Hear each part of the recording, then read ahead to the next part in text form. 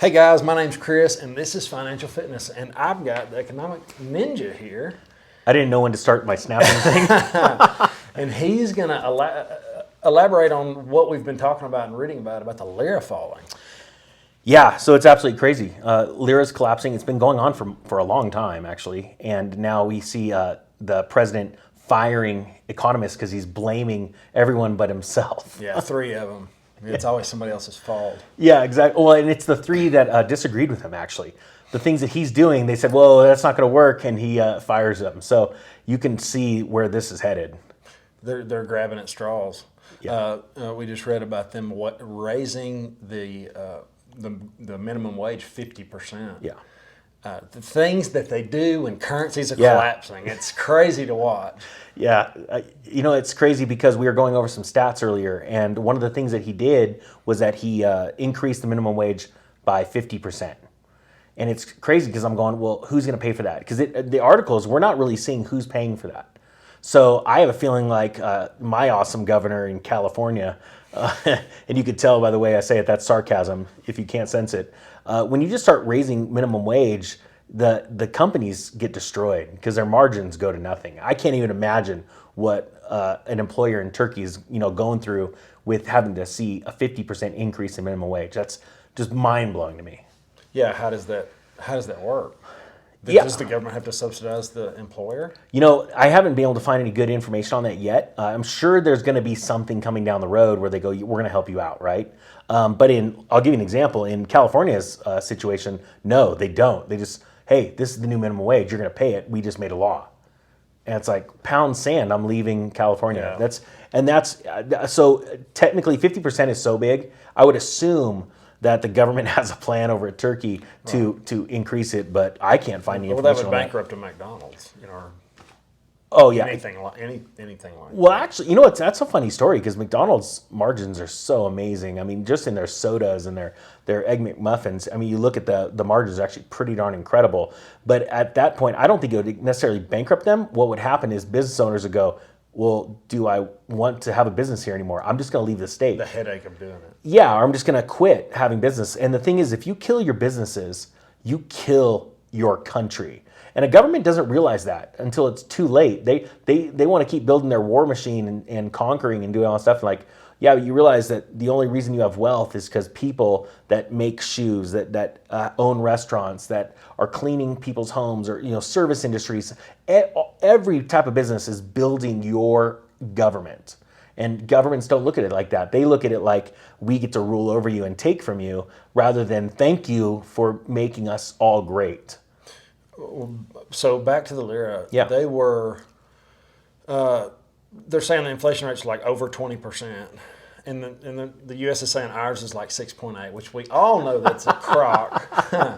So I can imagine what 20% maybe's like over there. Maybe is it? Well, the truth is, the facts are they doing things similar to what we do, where our CPI year over year, if you compare, like going to shadowstats.com, right? That's a must. He's awesome. If you go and compare inflation metrics, how they weighed and measured inflation back in 1980 as opposed to today, it's totally different. There's certain things that are completely taken out of those metrics now because they keep going up in price, and a government wants to hide that from you. So I can almost darn near guarantee Turkey has not been very honest about that. Right. And I don't even think they put energy in there. The energy is not in the CPO. Right? Well, it used to be in America, and they've taken certain. So they actually, it's weird. They changed the wording. They have taken energy out, but they have some components in there. So it's like a cherry pick basket of goods that they can lie to you about. The magician's over here, like doing something with his hand with his wand, and you're not watching what he's doing, with the other hand, and that's all that's going on. But now we were going to talk about what they're doing with the pension plans. So in Turkey, another thing that the old Prez is, got to pat himself on the back for. No one else can pat him on the back now because he's fired them all. He's now increasing the amount that he's subsidizing, because the government subsidizes pension plans. And the other day it was 25%. He's actually increased that to 30%. Whereas a lot of people go, that's not a lot of percentage, not a lot of help, but really, if you think about it, it's zero help as of right now, because that money is not getting spent into the real economy. It's going to pensions, which pensions are invested in what? paper, derivatives, crap. Honestly, pensions don't own physical real estate and rent them out and have a tangible asset. They have a piece of paper. Even if it's in real estate, it's a REIT, a real estate investment trust. So that does zero, right? All that's doing technically with the president is it's hoping that people are going to feel encouraged and have more confidence in the government and the currency. But it's not actually helping the current situation of the lira falling in value. It's actually going to accelerate it. Why? Because they're having to print more money to go put more money into their stock market. It's the only thing they know. Yeah, he's blowing up one bubble here, the currency bubble, to blow up the other bubble. And he's throwing gas on the fire to put it out. Sitting there. This is a lot of straws. So what can the turkey people do? I saw where they leave, run. I mean, honestly, and I'm not even joking. Like, well, wait. So the government wants the Turkish people to leave their money in the bank, and they're going to give you I'm assuming a crazy percentage of interest to help the situation. It's supposed to be stabilizing. I imagine just for a few days, because it was down like 11% overnight, and then the next day it went up 20%. Yeah, so they're talking about. Well, you're talking about two different things. So you're talking about the value of the currency, right? Right. Yeah, and then but at first you're talking about he has a plan to keep your money in the bank. Do not pull it out, and we want you to keep it in lira. This is a desperate attempt. This is obvious now by those words and actions that this has no value. We are losing this fast. We're going straight up hyperinflation. If you keep your money in lira in the bank accounts in Turkey, we will give you a bonus. We'll give you like a higher rate of return on that as long as you don't touch it. And what that does, that slows that velocity of money down and allows hopefully currency markets, that forex market, to mellow out, because the speculators are just running wild and they're liquidating. And that's what he's trying to do. But here's the deal: if he's going to give more interest, he can't. Where's that money going to come from? So again, printing press. It cost them $5.5 billion to do from what I read earlier. Yeah, and if you look at their economy, I mean, their economy is massive, but I mean, I think those numbers aren't real. Yeah, right. Yeah, because you got to sit there and they had a big shortfall coming into the year, and then all of a sudden there was a bonus. It was like a $10,000 ledger, and something was added to the ledger, and they balanced out their central bank books. You're like, oh. There's something going on. There's something fishy in Turkey. So the lira is crashing. Yeah. Those people are struggling, and what if they would have held 10% of their wealth in gold and silver, they would be way better off.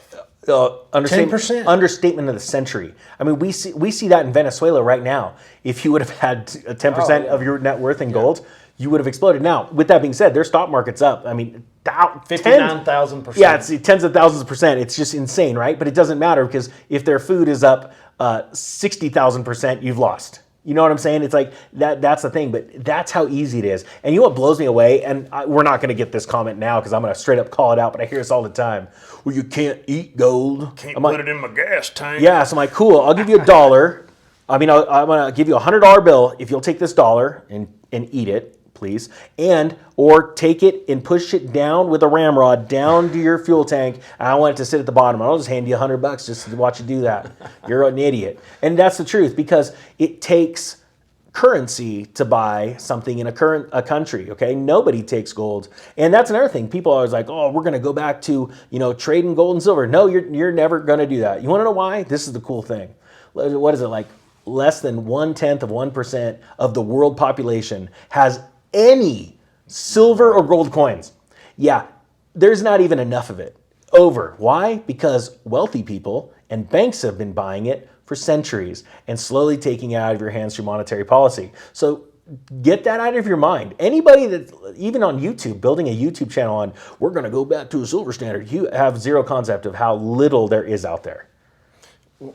I can't imagine what it's going to do. It's just going to be mind-blowing, because when this happens here, I know we're the world reserve currency. We're different. Yeah. We're a little different than the lira, and even the Weimar Republic and Germany, when that happened, we're still a little different. We're still the world reserve currency, but that is pretty close to what we had. But I've been reading a book called The Storm Before the Storm, and it has to do with what went down in Rome and how they were the world dominant They were it. Yeah. They were the number one power on the face of the earth. Yep. And they fell when their currency died. When they printed too much of their currency, they debased the currency so much, added copper, and when your currency's not strong, your country and your economy's not strong. And that's what we're seeing with the lira right now. And Greece went through it too. I mean, but talking specifically about Rome, the real point, because there's all these phases, coin clipping, all kinds of things. It was when they couldn't feed their army. That was it. Then the army quit. And, if you can't pay and feed your army, it's done. And you're over. And that is when they had to. And actually, there was an awesome part of Rome's history when they were having to pull back military.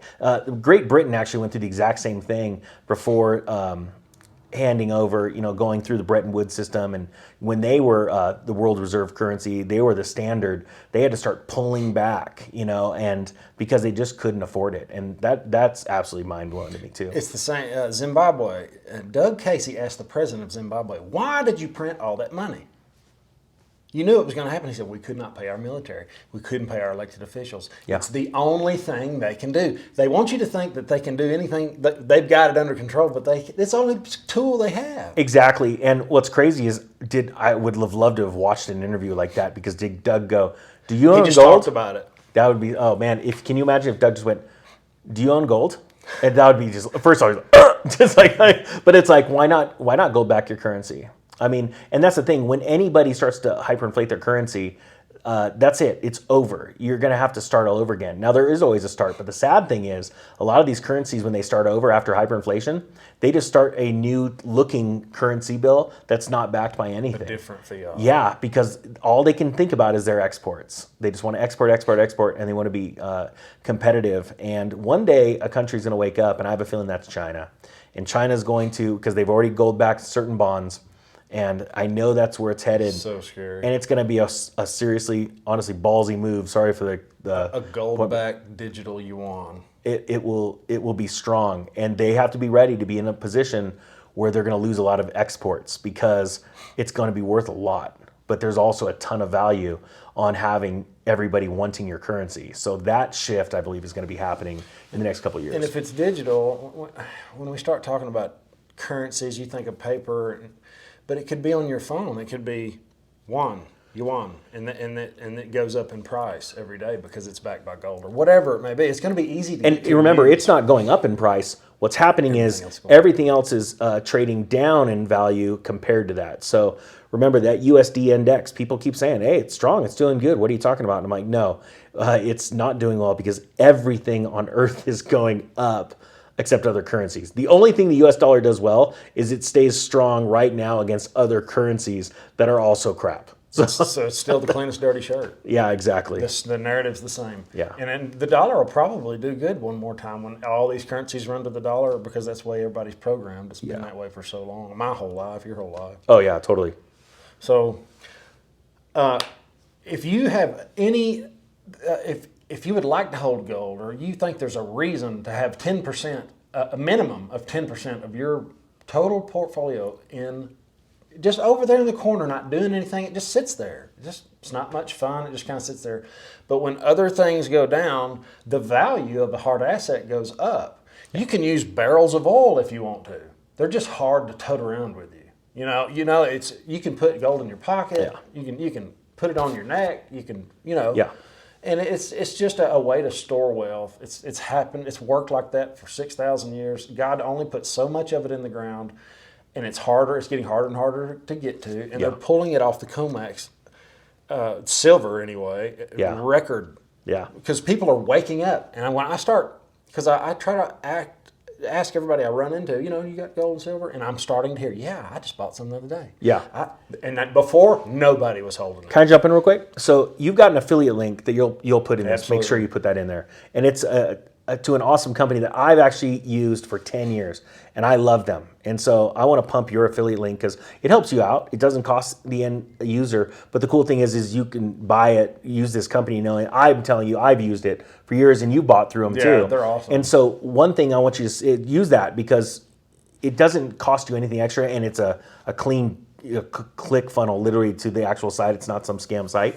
but they've been in business forever. And that's the thing. It's like just starting small. I get really super excited. Honestly, guys, I could care less when a buddy of mine calls me up and goes, dude, I just picked up 10,000 ounces of silver. And I'm like, cool, that's awesome, man. We're crushing it, right? I get excited. What I get really excited about is somebody saying, I just bought my first coin. Yeah. And especially like we hear about people that are like, I'm a single mom, one income, obviously, 2 children, and I just bought like 10 coins. I saved up and I bought 10 coins. And I'm like, you are awesome. That's so cool. That is awesome. That's winning. Or a 16-year-old at McDonald's that told me, I just bought my first coin and I'm going to buy a coin every month of my paycheck. Like, you are going to crush it, because that means you're stable in your mind. You're like, I'm going to take that and set it aside and I just let it sit. And that's awesome. That's a successful person, because then if you need more money, you go make more money and you let that sit.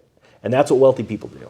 Yeah, and you'll know what real money feels like. Yeah. No, I love it. It'll change the way you look at money. Oh, the frequency it puts off when just 2 of those coins cling together, you just know it. It's so awesome. So guys, that's it. I hope y'all like and subscribe and ring the bell. I will see you tomorrow.